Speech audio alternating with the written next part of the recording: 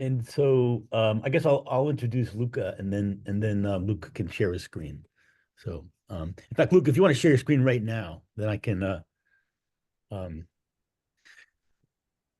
we'll get I'm that. going to do Yep, the good. So sharing. welcome everybody. I'm Bob Chan at Rutgers University, and I'm part of this project that Ming Lee is a PI on with Dave Ralston, Alfonso Meta, and Sujay Kashul on salt contamination of water supplies and tidal rivers. This has been a series of webinars that we've have covered a bunch of systems already, both in the East US, South America, and Europe.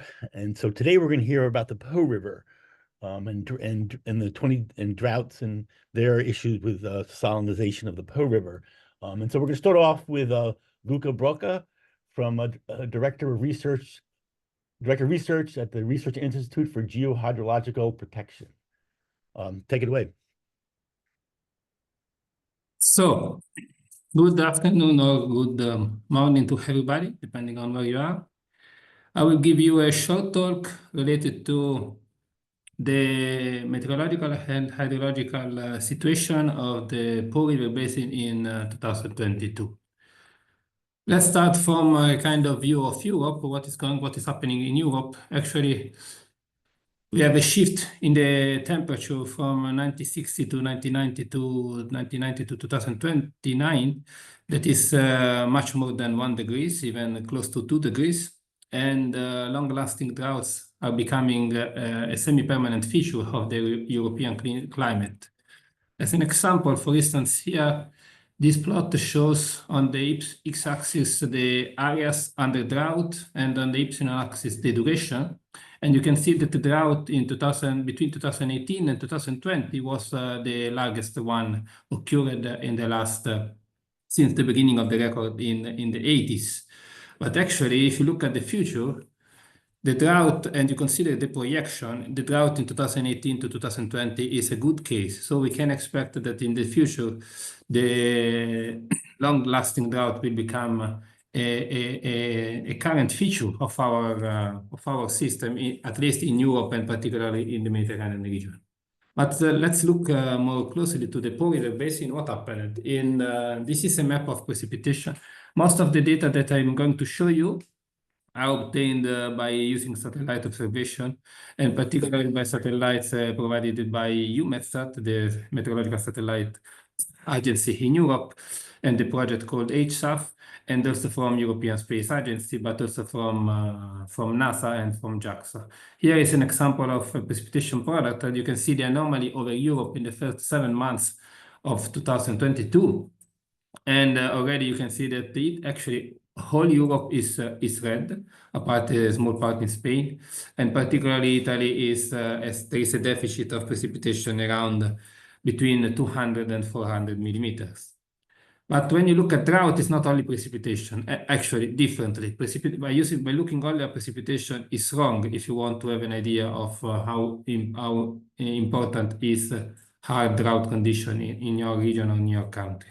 If you look at the snow, snow is an important feature for the Po River Basin because, as you know, we have the Alps with a lot of snow and a lot of storage of water as snow. And here the plot in the bottom shows the median value in the period 2010-2021, the first and third quartile, and you can see the black line that is the period 2022. As you can see, for the whole year, from September to July, we were much below the first quartile. And this is for snow. But the same we can consider for root zone sun moisture. Again, this is from satellites. Here an animation of anomaly of sun moisture. Brown is dry and green is wetter than average. And you can see that really the whole Europe in 2000, here we were in July. This animation for July, the whole Europe was in very dry conditions. So it means that the storage as snow and also in the root zone, or in the first layers of soil was very dry. If we look more in depth, we can use GRACE and GRACE Follow-on. That is currently a NASA mission and NASA JAXA mission. No, NASA and the German mission for monitoring the groundwater storage. This is an animation a plot between 2022 and 2022. And you can see the red star that is August 2022 with a deficit of 30 centimeter. And on the right, you can see the anomaly that is really amazing. And if you look at the scientific literature, and if we start putting considering also the river discharge, here we have, for instance, at the outlet of the river, we have the Po River with river discharge measured at Ponte Lago Scuro. And if you consider the period just July or June and July, or from May and from April, the 2022 were always the worst conditions since 1825. So it means since the last 150 years. And this is the same. And actually, one other important feature of this plot is that actually the 10 most important drought in the Po River Basin were occurred after 2000. So in the recent period, we were really looking at very dry condition. But what is the problem? The problem is that I give you an overview of all the different components, but we need to fully understand where and when the drought is occurring, and how basically to manage the water resources. We don't need to know the different components, but we also need to have a kind of modeling that put together the different component in an integrated picture. We have developed this model that is called MISDC that integrates not only the hydrology, because of course the Po River Basin, the hydrology is important, but also the human component. Human component has become an essential feature if you want to model the hydrology in many basins worldwide, and particularly in the Po River. And actually we were simulating reservoir, we were simulating the irrigation, and also the different water uses like from industries and from the civil water use for the drinking water. We put all together all the data that I have shown you before.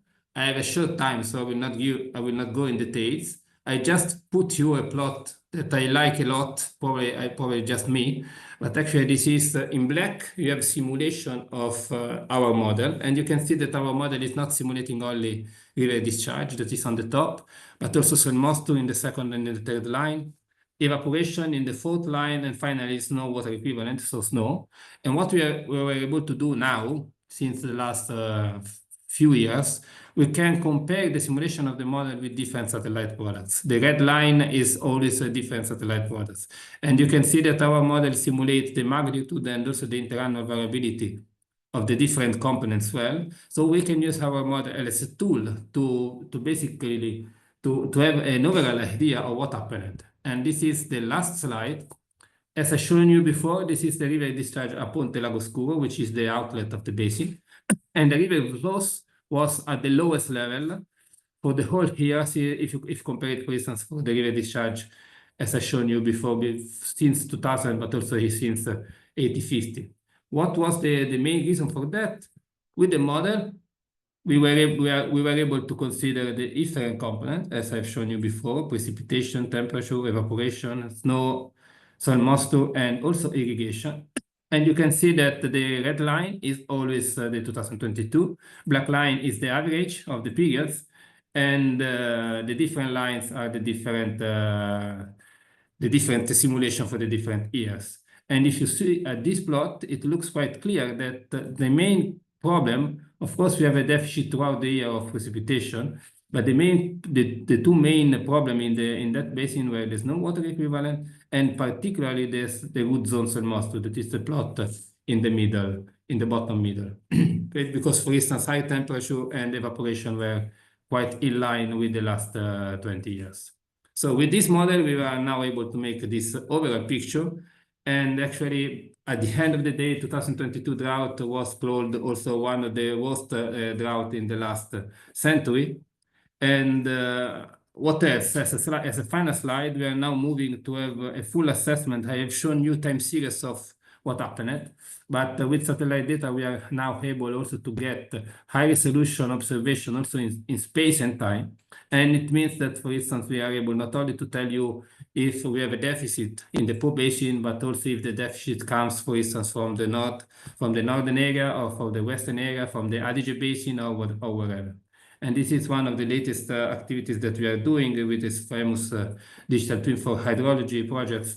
And that's it from my side. Thank you so much, Luca. So just, I realize I failed to talk about the ground rules here. We're going to, as I said, there's 4 speakers, so Luca was the first. We're going to go through the other 3 speakers, and then there's going to be a short discussion among the panelists, and then we'll open up the questions to the rest of the attendees. So thank you, Luca. That was really, really excellent. Pretty sophisticated stuff. So our next is Niccolo Colombani, who's a professor at the University Politecnica in Del Marche, Italy.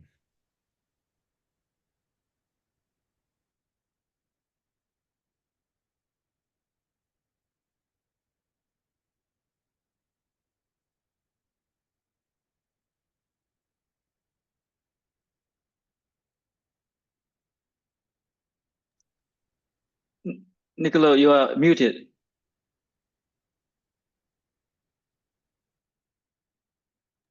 Okay, now probably you can hear me. Yep. Good. So, good afternoon and good morning to all of you. Today I'm gonna tell you about our modeling experience in the salinity origin and residence time of groundwater in the unconfined coastal aquifer of the Po River lowland. Just move forward to the picture of the maximum extension of the Adriatic Sea. As you can see from the Holocene, almost 5,000 years before present, we have the maximum extent of the Adriatic Sea, and respect to the actual coast and delta development, we have quite a bit of ingression of marine water. This picture is from Fontana and Ronchi 2021, and if you see today from Rossi et al. 2021, they have depicted also the positional environment present in this lowland region. They were back barrier wetlands as well as shallow marine, and you can also see the pre-Etruscan beach ridge. And why I'm telling so? Because it's really important when we go to monitor the salinity. This is the phreatic coastal aquifer salinity characterization.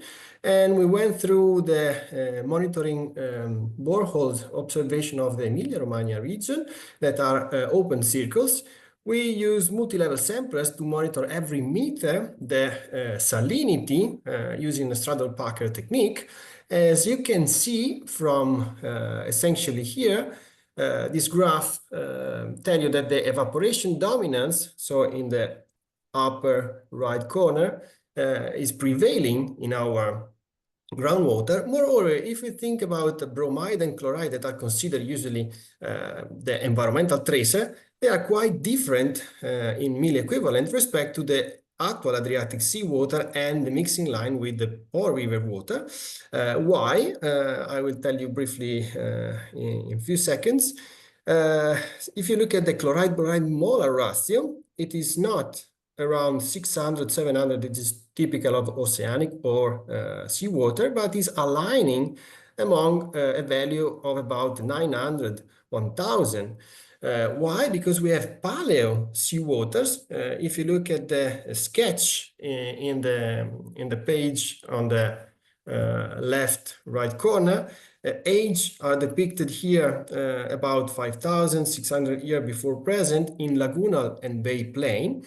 So essentially, we have an accumulation of salt that is related to very old groundwater. How can we prove this conceptual model?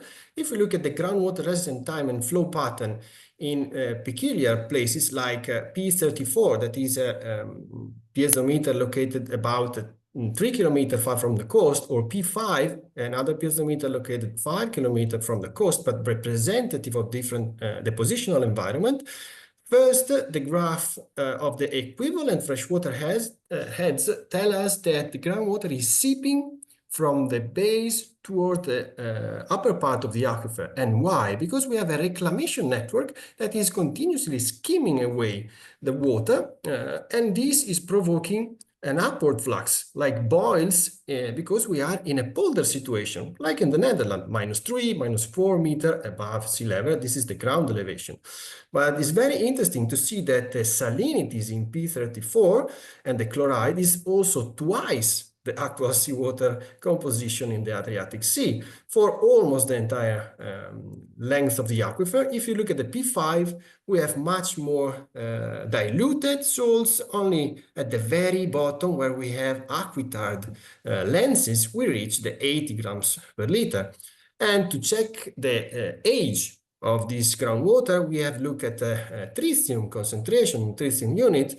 Tritium units provide us an idea whether it's modern recharge or ancient recharge. And whenever tritium is going to 0, it means that the groundwater is really old, more than 70 years respect to nowadays. These red lines are a simple models, variable density model calibrated along a 2D flow line to account also for the half-life of tritium, which is decaying, like about 12.6 here is the half-life. Moreover, the salinity is well depicted by our simple model, but this is the lower part of the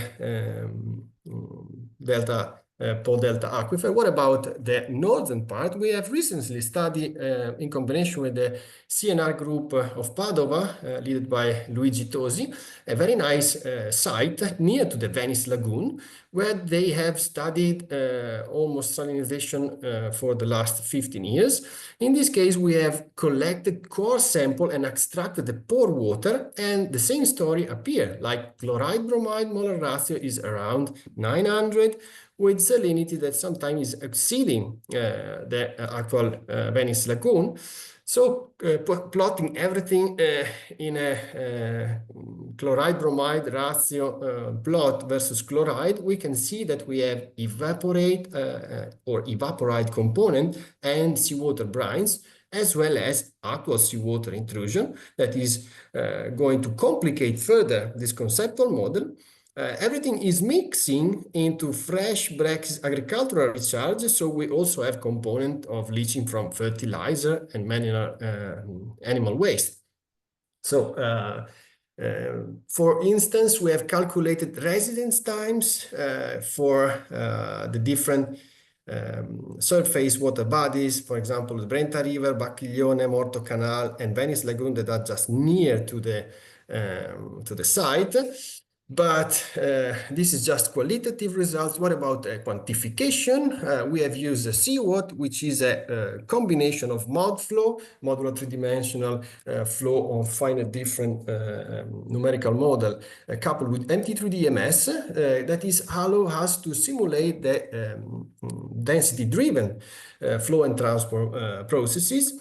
In this case, we have used the example of the Southern Po coastal aquifer. Why? Because we have a collaboration with the reclamation network that provides us all of the data about the drainage channel. There's not enough time to describe all of the input of this model. Clearly, we have also used a complex three-dimensional reconstruction of the hydraulic conductivity field to account for the differences in, for example, sandy dunes or silty clay lenses. And what about the results? CWAT groundwater heads distribution and trends calculate, for example, the heads in the unconfined aquifer that are much lower, like -9, -5, respect to the actual sea level. So we might expect a classical saltwater wedge development in our aquifer, but I will show you in a minute that this is rather limited compared to the paleo seawater intrusion. Moreover, heads, here you can see some examples of computed versus observed heads are almost stable. Why? Because of the skimming effect of this reclamation network that is providing water for irrigation from the Po River, but also is removing water for excess during the fall and winter time.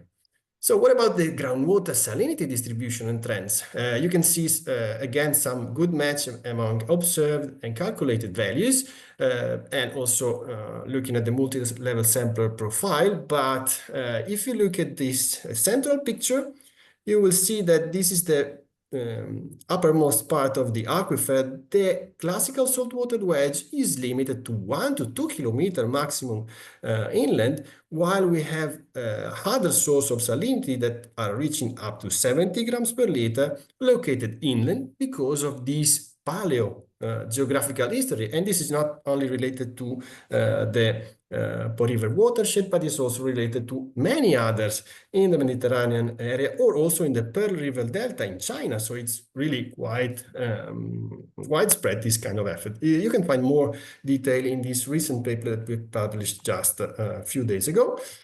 And moreover, we can calculate the groundwater and salinity balance with this kind of modeling. And despite the recharge is not really changing because it's not only recharge from precipitation, but also from irrigation, we have a trend of evapotranspiration directly from groundwater because of the increase in temperature, and also an aquifer somehow leakage into the drainage channels because of this increasing some evapotranspiration effect.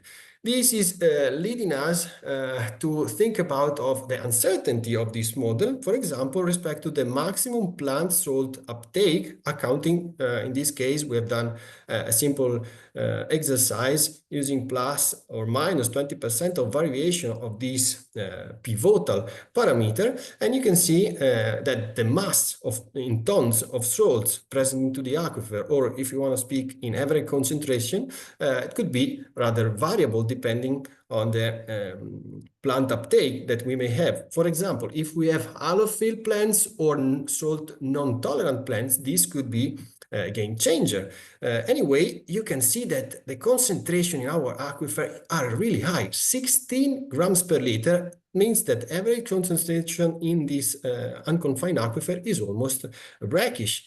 And this is the end of the presentation because we recently published a paper looking at the possible sources of salinity, because the question is why it's still so saline, this aquifer.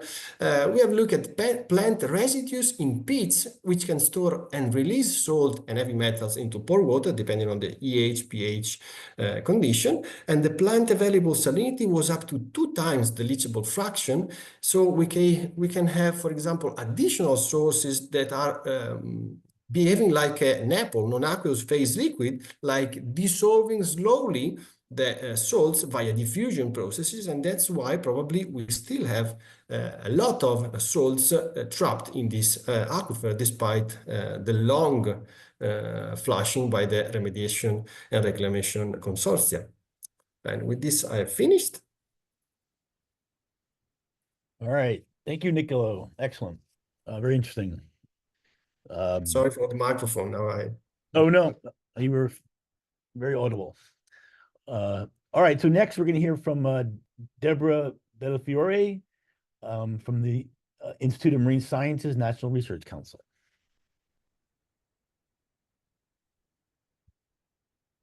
Can you see the screen?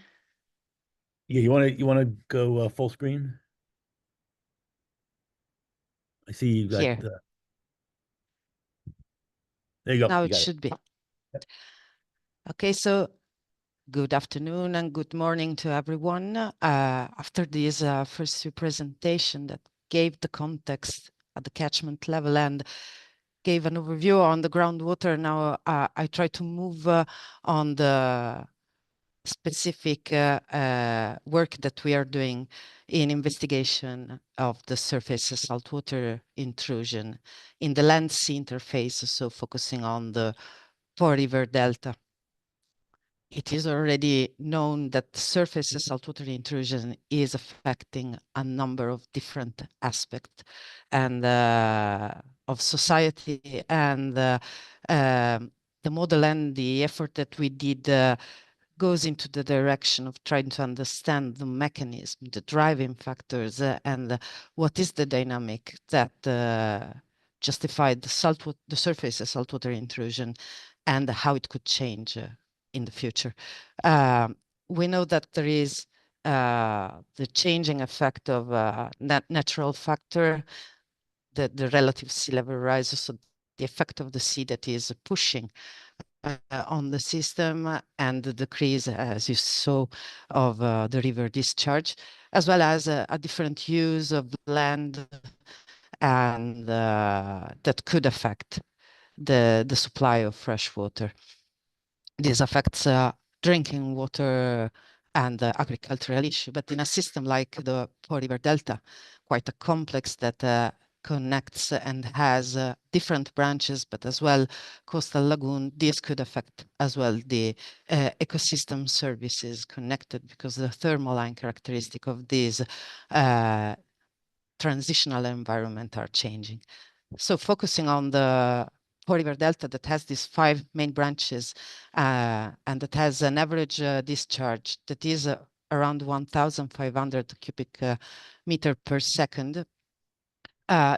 This is quite a complex system, has several connections with several coastal lagoons, and the full area is low-lying. So due to some natural effects, but as well some anthropic effects in the past, is a suffering of subsidence and is affected by sea level rise. The combination of these expose the full system to the effect of the sea. And with the tidal oscillation, this is a microtidal environment, so plus 50, minus 50 centimeter. In any case, we have the sea that affects and intrudes water in at the surface. The system and the delta flows in a shallow part of the Northern Adriatic Sea. And we decided to investigate the full system with a finite element hydrodynamic model called SHIFEM. And the peculiarity here is the capability to reproduce the complex geometry, morphology of the system, and to reach a spatial resolution that could help in trying to fully reproduce the dynamics and the processes. As I said, the objective is to understand the dynamics, to understand the physics in order to be able then to infer on the future. And the choice on how to apply the model is one of the interesting aspects, because based on some of the choices, for example, how to discretize the vertical layers, lead to different performances of the model, and so a better or a not good reproduction of the phenomenon. We started to investigate the system having at disposal some measurements performed in 2017 in a drought condition with the CTD's measurements taken along all the main branches during a full tidal cycle. This was our first occasion to try to check the performances of the model, and nicely in that case, we were able to reproduce the bottom thong of salty water intruding into the system, matching the extent of the intrusion within the main branch. This was a promising result that resulted important, particularly because after 2017, as also Luca showed, we faced even worse droughts. And 2022 was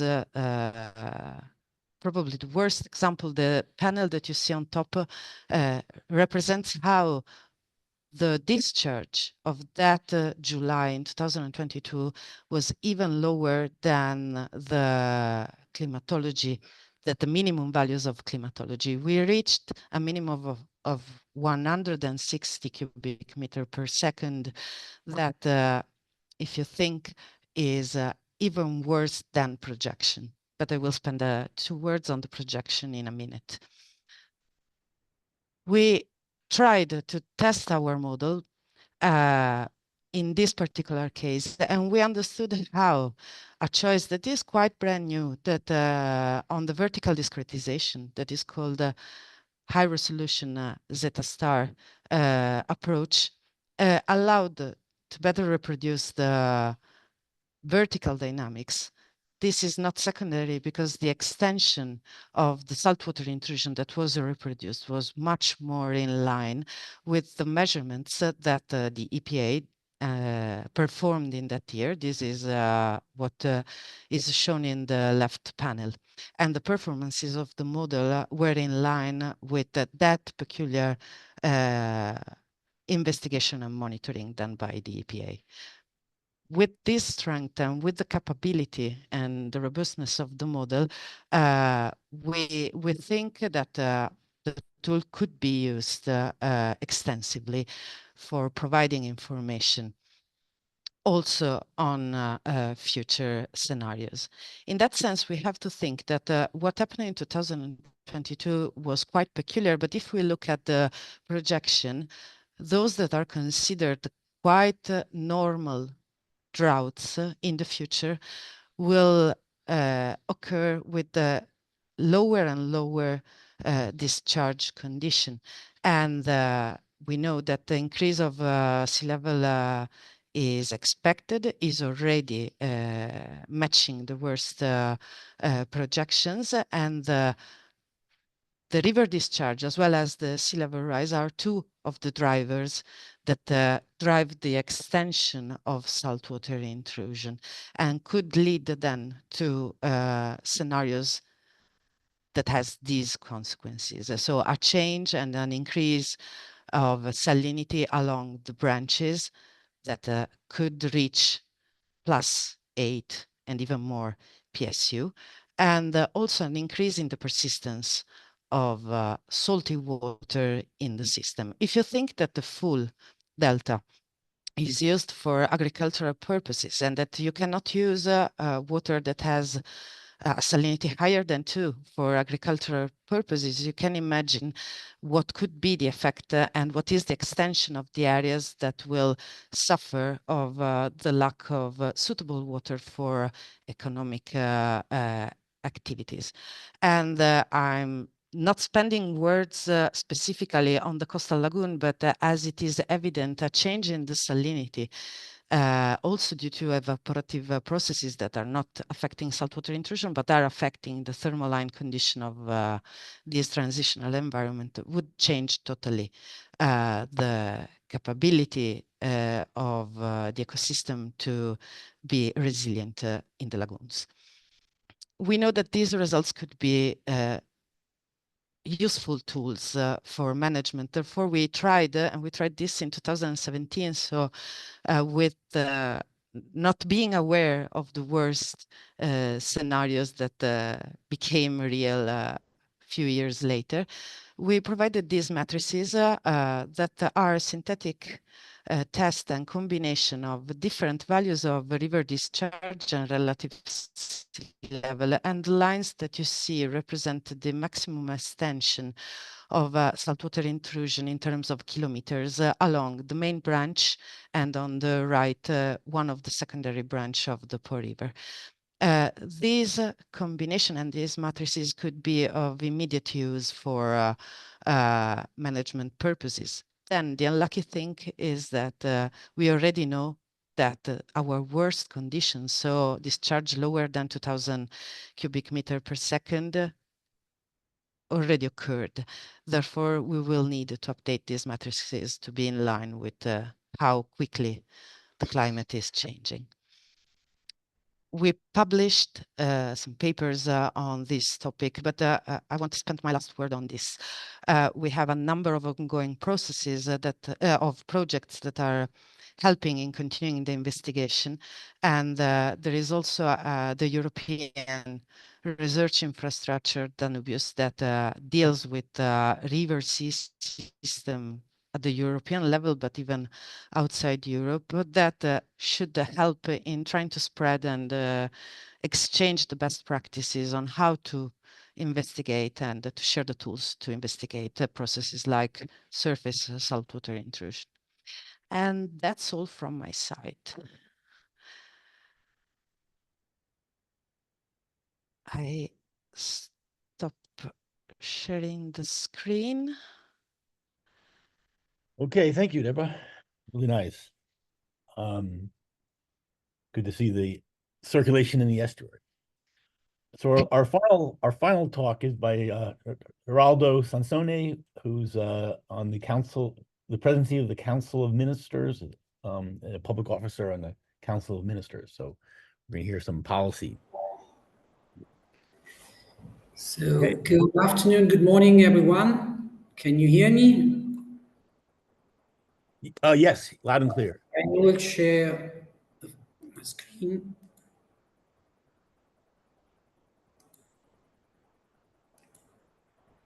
Okay, can you see the screen? Perfect. Okay. So after such scientific and very detailed presentation, I will deliver this much easier presentation from my side. So what you see here is a well-known image that emphasizes the effect of water scarcity. And one of the main topics stressed by the National Extraordinary Commissioner appointed by the Italian government to tackle water scarcity is water balance. And you know, water balance is a dynamic equilibrium and is essential because when it is disrupted, it leads to floods, to droughts, and severe environmental consequences. In 2022, the disruption of this equilibrium was one of the main reasons of severe drought, especially in northern Italy. Saltwater reached 40 kilometers in the Po River and 10 kilometers in the Adige River. So today I will give you a presentation of the new salt barrier project on the Adige River, and my presentation is in three main parts. We will look at the National Extraordinary Commissioner with a specific focus on water scarcity in northern Italy and the task assignment occurred last May. Then we will we'll have an overview of the existing salt barrier, how it works, the issues encountered, and then we'll end with the new projects of the salt barrier. So, since water scarcity situation continued in 2023 to afflict the northern part of Italy, there was a need and urgency to ensure the coordination of activities aimed at mitigating the damage caused by drought. There was a huge economic loss, especially for the extended agri-food supply chain. Consider that 70% of agriculture is located in the north, and the contribution of the extended agri-food supply chain to Italy's GDPs is estimated to be around 29%. So a critical issue was precisely the lack of coordination. And for this reason, in April 2023, a coordination unit was established at the Prime Minister's office, and a National Extraordinary Commissioner was appointed for this purpose.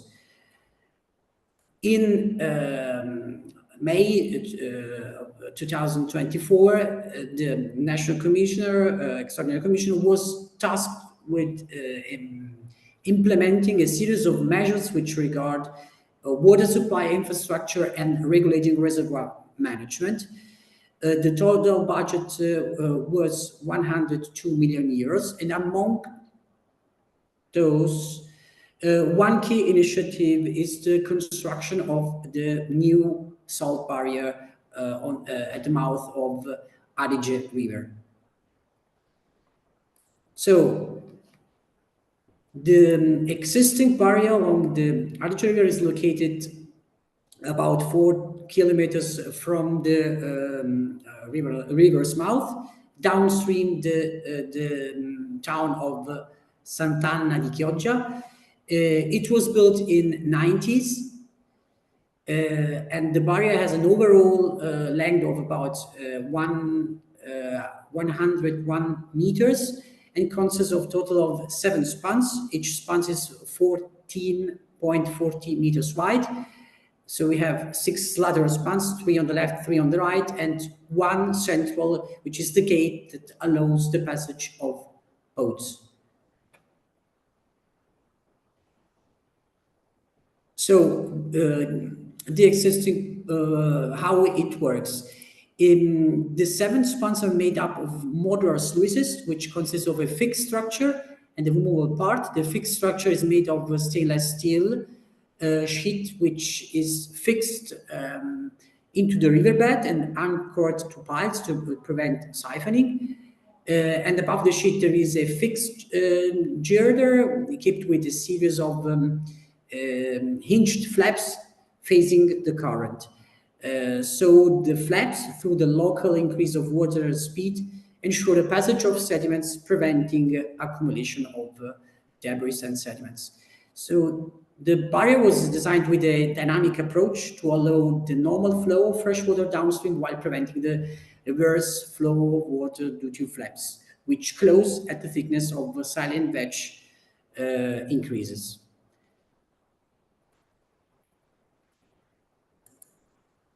So let's look at the issues encountered during maintenance. During flood events, floating debris accumulates upstream of the barrier, causing head losses and backflows that exceed those predicted by hydraulic calculation. In this case, it is necessary to intervene with barge to remove the debris, and all operation to remove debris incurs significant costs, around 100,000 euros per year. Floating debris transported by the current can violently strike the flaps, causing serious damage, and this compromises the functionality, of course, of the structure, which is why periodic inspections of the barrier by diving personnel are necessary. And then another issue is, of course, low flow rates, which when it is less than 80 cubic meters per second. In this case, the mass of salt water is no longer effectively pushed downstream. So that's why for the issues which are encountered during maintenance, and also the increasing of the low flow rates was the reason why a new project was proposed and approved and financed by the state. Now the new salt barrier project, we are in the acquisition of the permit phase. It costs around 32 million euros. Next year, we will have the public procurement procedures. In 2026, approval of the detailed project, and the project will complete it, including the testing phase, in 2029. So, as you can see, this is a longitudinal section. So the barrier consists of 14 lateral closure sluice gates and 2 central regulation sluice gates. So the lateral closure sluice gates is made of steel. It is 6.45 wide. Total height is 10 meter.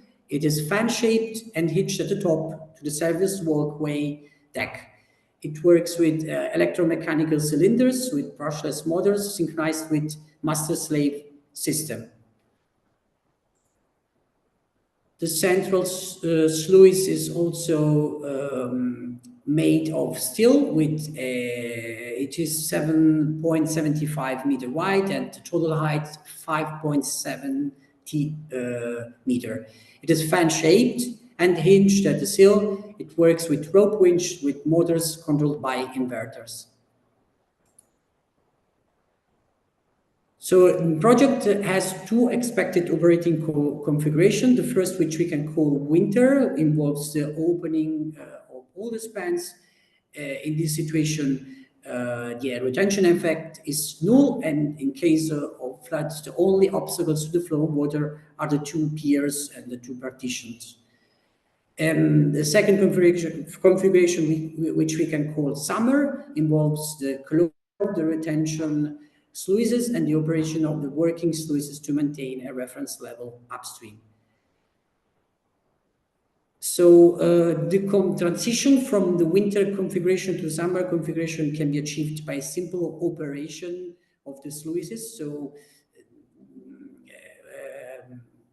it's very simple to go from one configuration to another.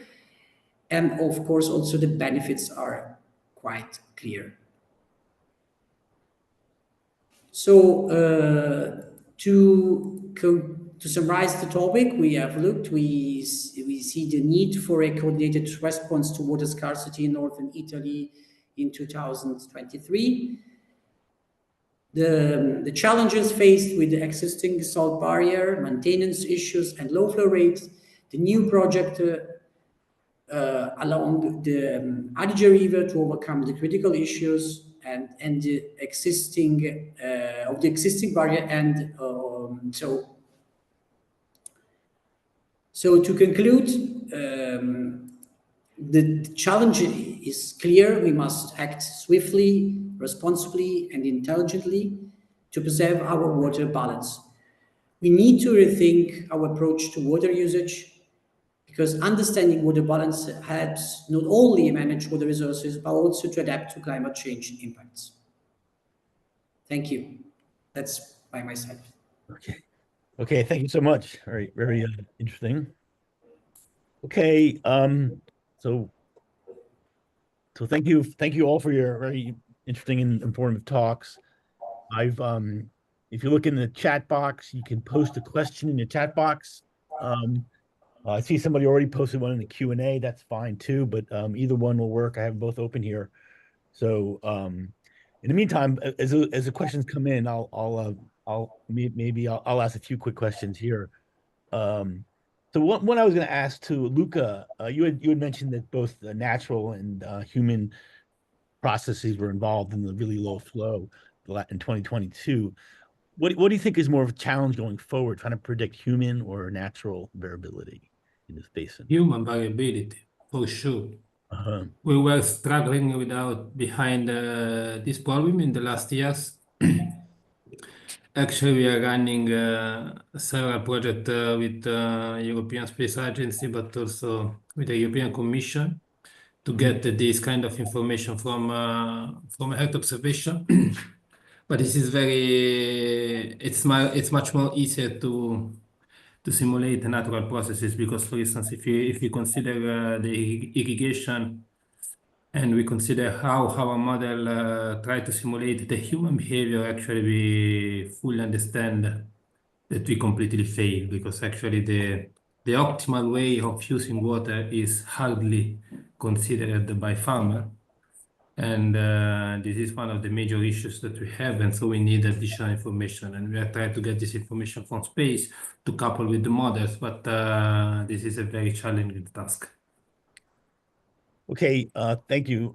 Before I ask another quick question, I would just notify somebody that the chat box is in fact not working right now. I don't have it set up, so you can type your question in the Q&A, which will work fine. So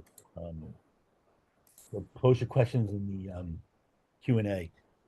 I was going to ask Nicolo a question.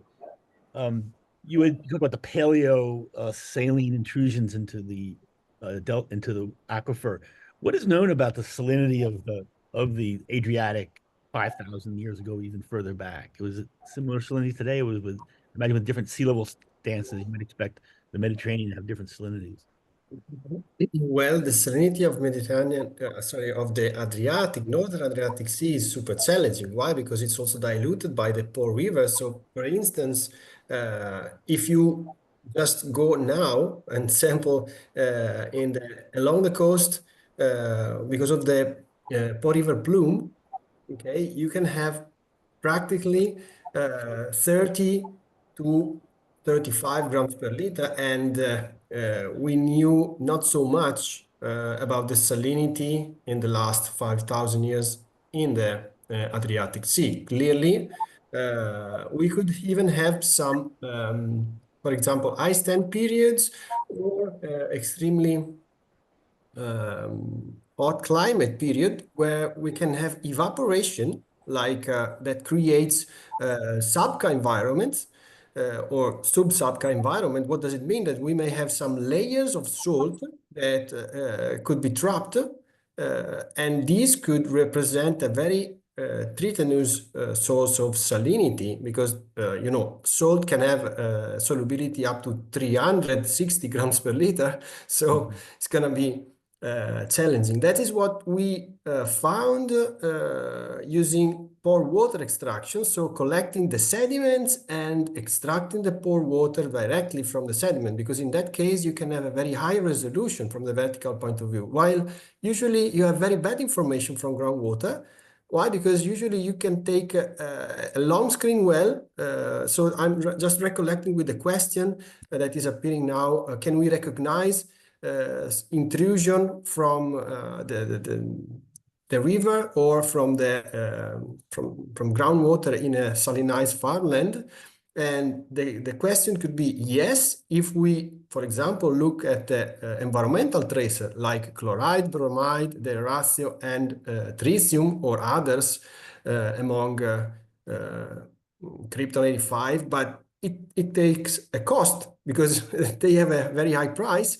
And also you need to know what you are sampling. For example, not for sure a long screen well of 30 meters that is just making a marmalade. And marmalade is good, but not for establish the groundwater age.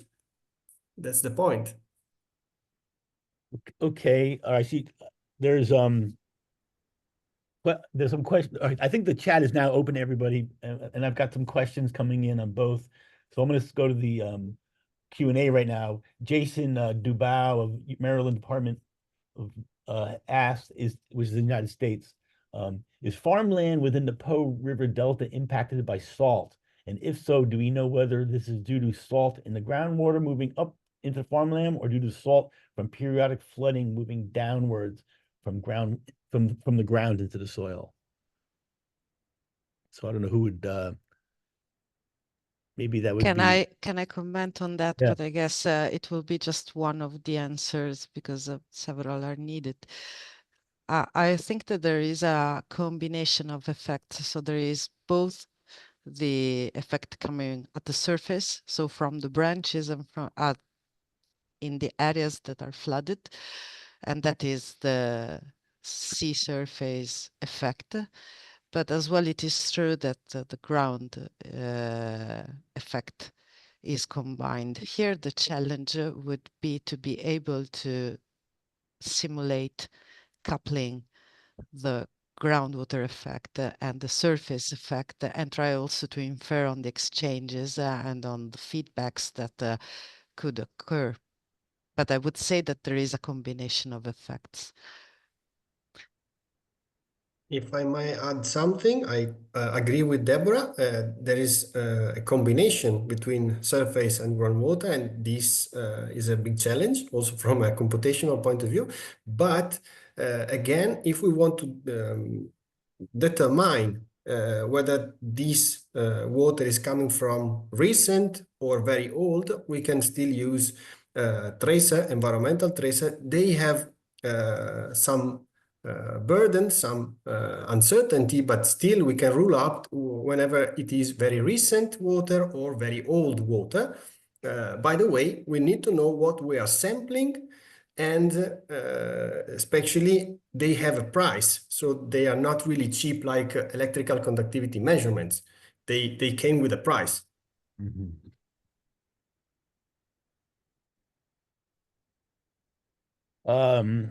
Deborah, do you know, I'll ask a question. What do you know about sediment deposition in the Po River, and will that mitigate effects of sea level rise going forward, or will the system still sinking? Well, I have to say that there are experts that are better than me in that, but here the point is that the load of suspended sediment is not exactly coupled with the floods event. So there are high peaks that are occurring in different moments. There is a load, and the load of this semi-dement both come from Alps and Apennines, so have different composition. It is to some extent also limited and deposited along the way in the branches. It could be resuspended during the peaks, and so just a portion is reaching the far end on the sea. So I would say that it is not exactly able to cope with the progression of the sea level effect on the system of the delta. And I have to add that even if the natural load could be maintained, then this is a navigable, the main branches are navigable, there are human action, and so the maintenance of the bed of the river is something that I would not call exactly the maintenance of a pristine river. This is a highly anthropic system, and the human effect is affecting particularly the changes of the bed. Okay. Then there is an additional thing to say on this. The full system of the delta suffered of a progressive subsidence decades ago due to the extraction of gas and water from the system. And this affected the full system, leading to a decrease of the mean level of 30 centimeters, that is much higher than the natural effect. If you combine this subsidence, then this means not only that it is more exposed to the river, but this is changing then also the shape of the branches and the areas that are falling in the, let's call it intertidal area. So there could be a major extension of the flooded area during high tides, for example. Now that anthropic action was blocked, is not anymore so extreme, but there is a progressive natural subsidence and there is a progressive eustasy, and the two are both leading to the same trend. Okay. There's a question in the chat, Deborah, for you from Luca. Well, there's Luca, but go further. Luca already, I think he already there is another one. yeah, and then there's somebody who works in the Delaware River. So so it says, could you describe the definition of the term persistence percent? Is that the percent of time?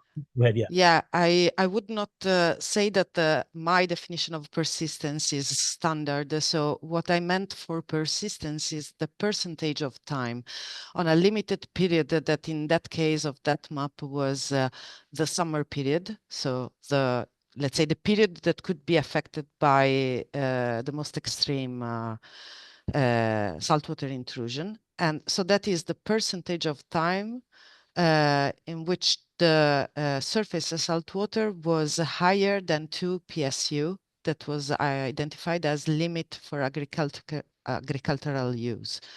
Therefore, if I can share again that image for a minute,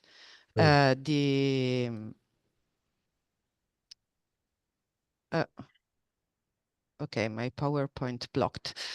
In any case, the percentage represent the fact that there is not a flushing that follows, for example, a tidal excursion, a tidal cycle.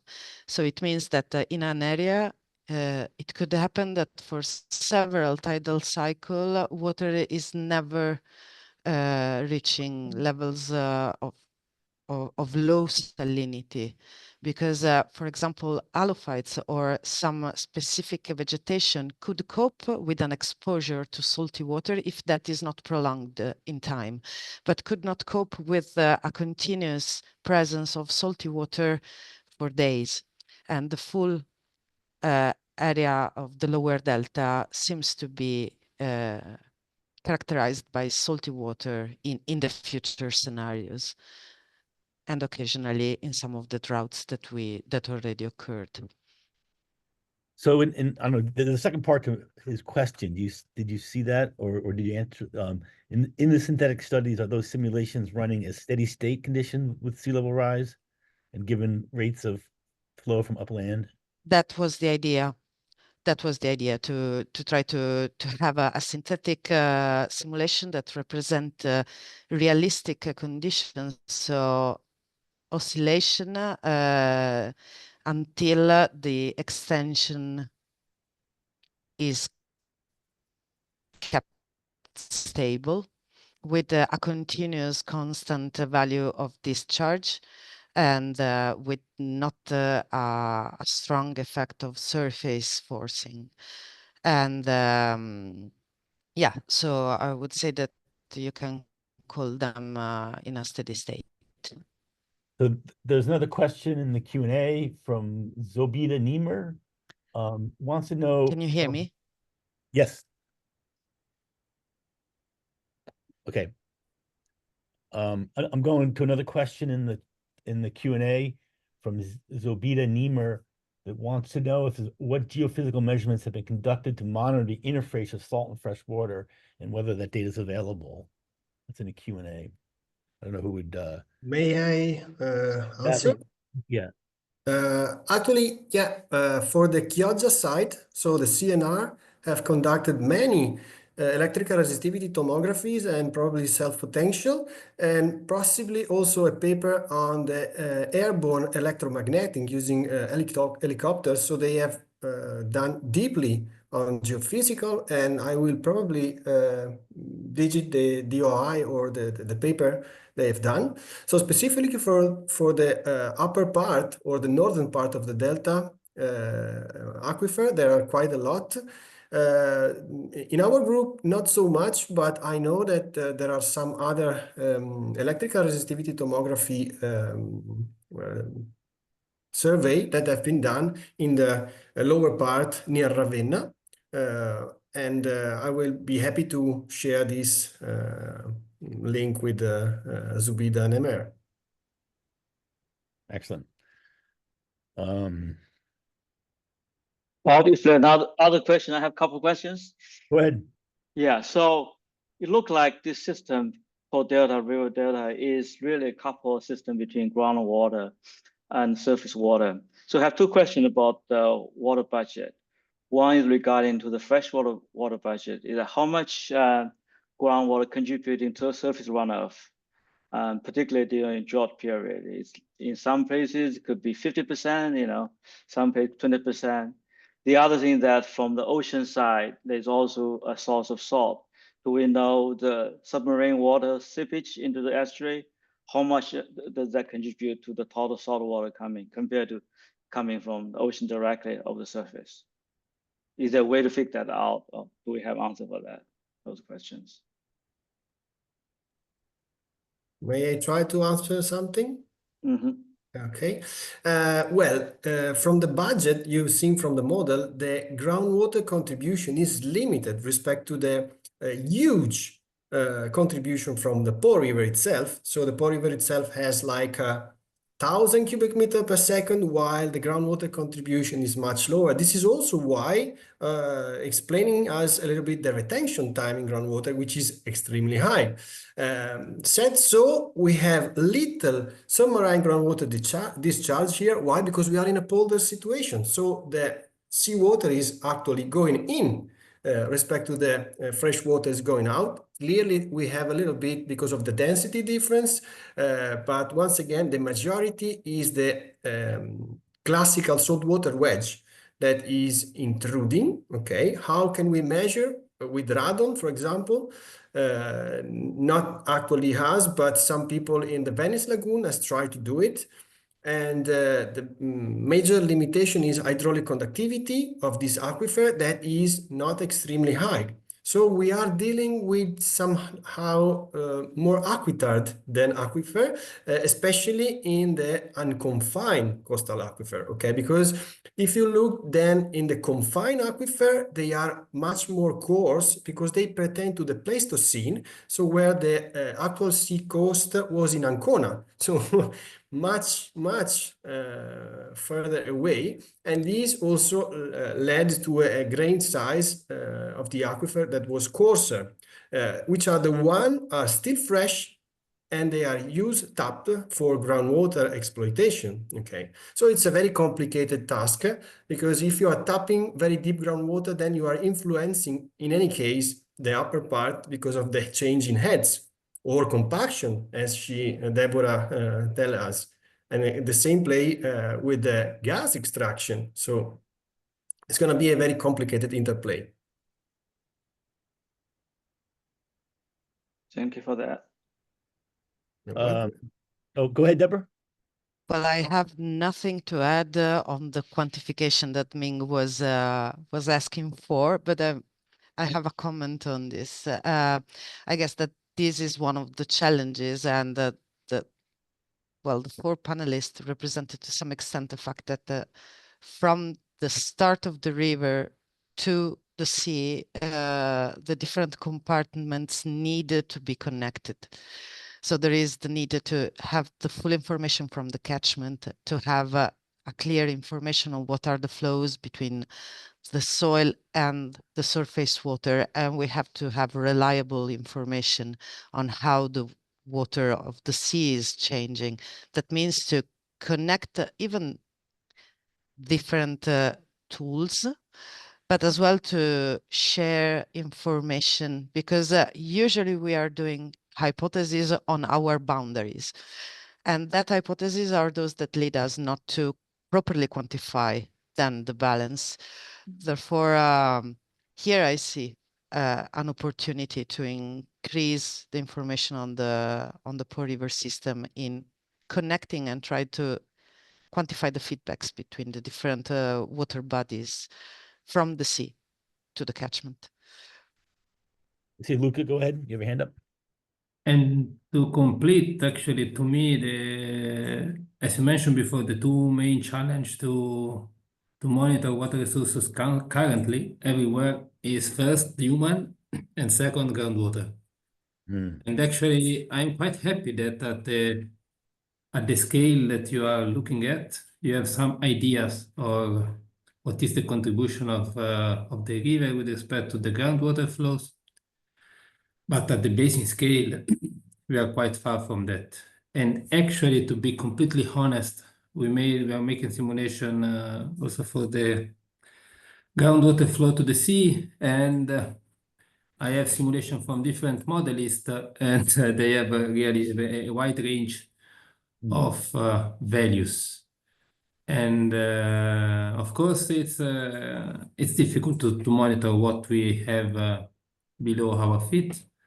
It's much more easier to monitor other variable like, I don't know, water in the river or precipitation. But this is a kind of challenge that we have to tackle if we want to better understand and to consider also to optimally use our water resources, particularly in this area with a huge number of challenges related to salt intrusion, agriculture, water use for in the industry and drinking water. That's really challenging.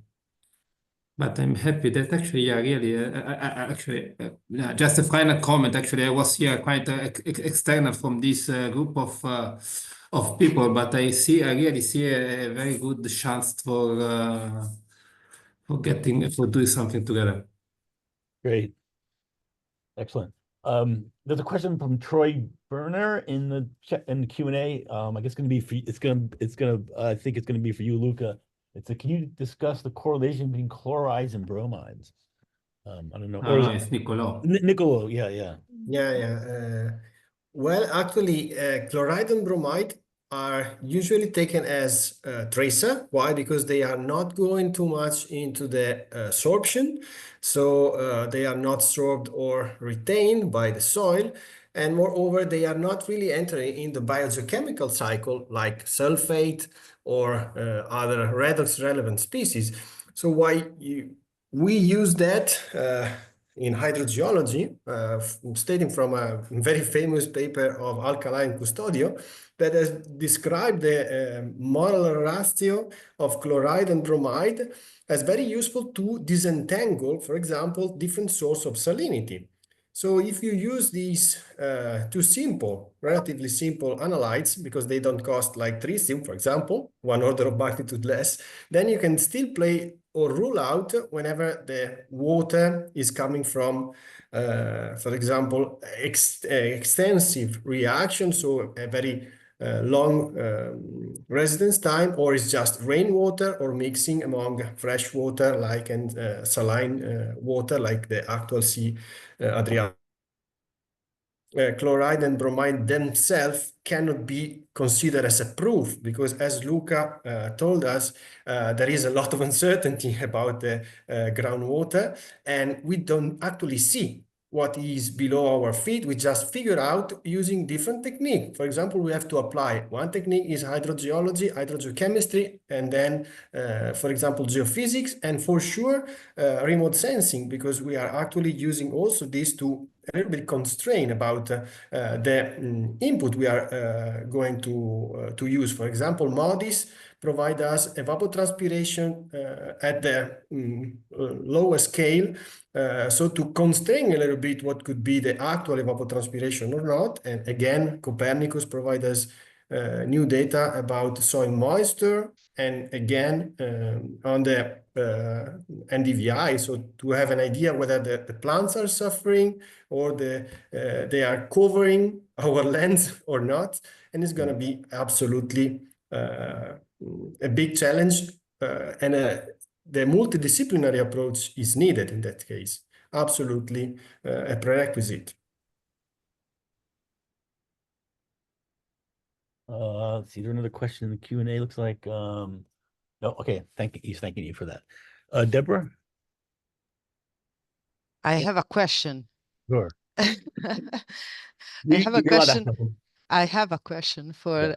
Gerardo, because there is the fourth step. So our research is done absolutely with the purpose to investigate and have a higher confidence on the processes. Then the results should be useful or used also for management purposes. And looking at his presentation and at the, let's say, solution to block saltwater intrusion, the question is, what could be an information that you could need in order to plan or to adapt such a big engineering action? So what could be the information coming from us, also in terms of scenarios? So perhaps did you investigate what could happen in a different future condition once your barrier is built? Because to some extent there could be a chance to try to complement the information, not on the present state, but perhaps looking at that solution, that management solution, projected in the future in a different sea and river condition. Would this be something that the management and the authorities needs, or are the authorities searching for different typology of information? So, Deborah, thank you for your interesting question. In my opinion, the scientific part should always support the, let's say, the management part. So you know that there is a kind of early warning unit which operates every year, which is set in the authority a river basin authority, you know. So and in this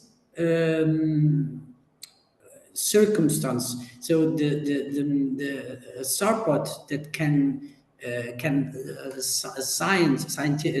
scientists give to the authority that have to make choices, okay, even in short time or in mid-term, are very important. So I would say yes. So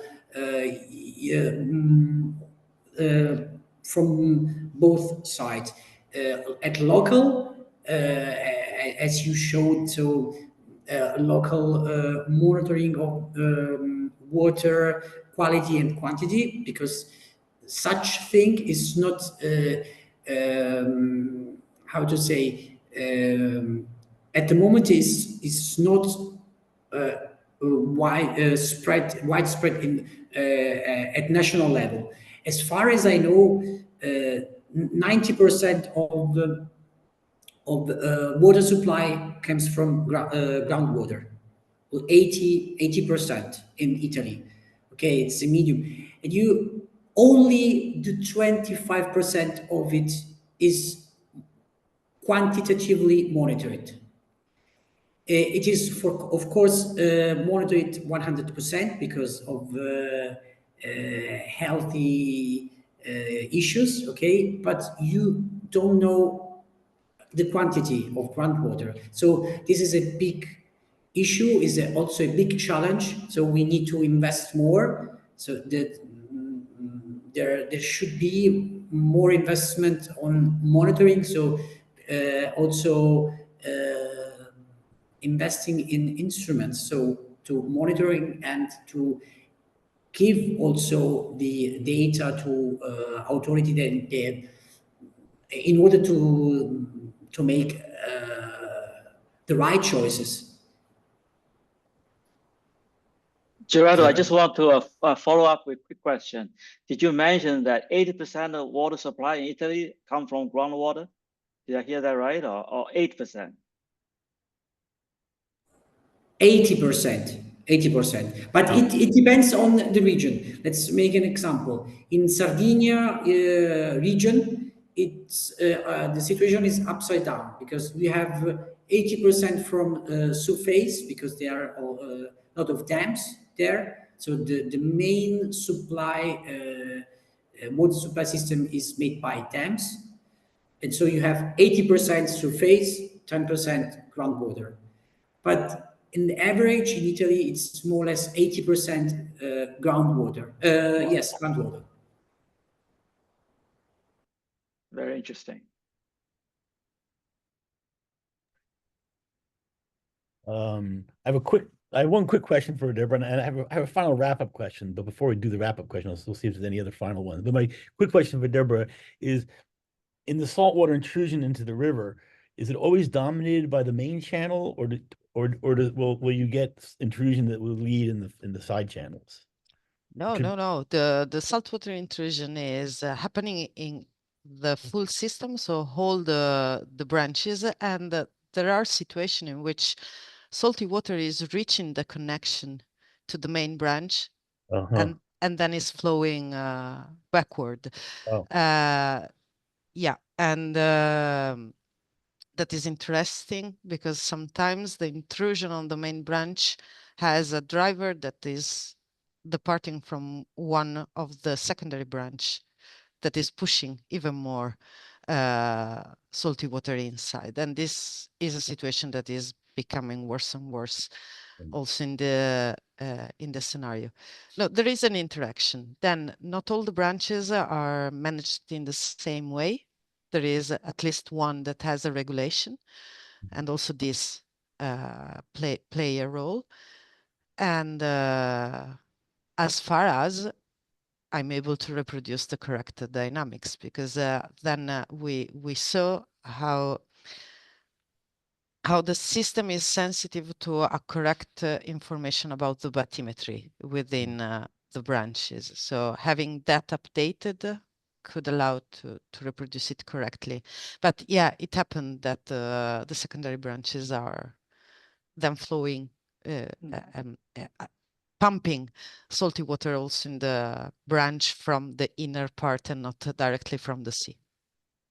Yeah, this happens in Sanyang River Delta too, right? There's some branch that water spill over. Yeah. Yeah, and you can imagine it could be it could be dependent on wind forcing too and coastal setup could modify. Yeah, well, it could be because you can have a higher mean level due to a storm surge, for example, pushing from south. And then even if it is symmetric, there is a different response of the different branches. Their length and the time needed to inflow could be different. So it is a combination of effects.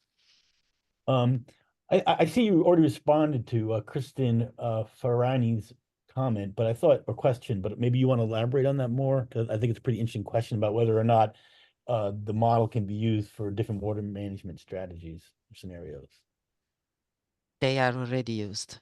Okay, yeah. They are already used. Then perhaps we need to put them together to give an accuracy to do benchmarking, and well, that is my opinion. But yeah, there is already a request of models for adaptation plans. And for those who are interested, Luca put a link in the Q&A for some more information on that, on their use of the model for water management strategies. Any final questions from anybody before I wrap up? I can see a question. Here's a question of Benson. How would you manage habitat of species that are adapted to brackish water with the construction of the salt barrier?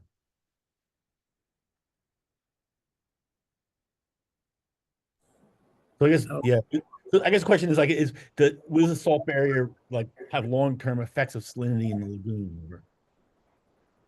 Yeah, of course. The new project, as I said, as I showed in the presentation, is in the permission phase. So permission acquisition phase. In this phase, the project has to will be tested from an environmental point of view. So we have the environmental impact assessment. So and this kind of aspects are part of that study and analysis. And as far as I know, so this detail is not considered in the project. But I, to be honest, I really don't know this specific part of the project. Okay. All right, well, this is a couple wrap-up things here. First of all, keep an eye out for well, first of all, thank you, everybody. That was really interesting. I thought it was really well. You guys did a great job blending together your expertise, and I think it really gives a great example of the breadth of these kind of problems, from basic science to policy and engineering. Keep an eye out for an email from Ming for an upcoming webinar. We're still trying to get the dates on some Portuguese saltwater intrusions, and hopefully we'll have some more coming up in 2025. But my final question or comment is I thought appropriate to finish this on this webinar on this at the heels of that drought.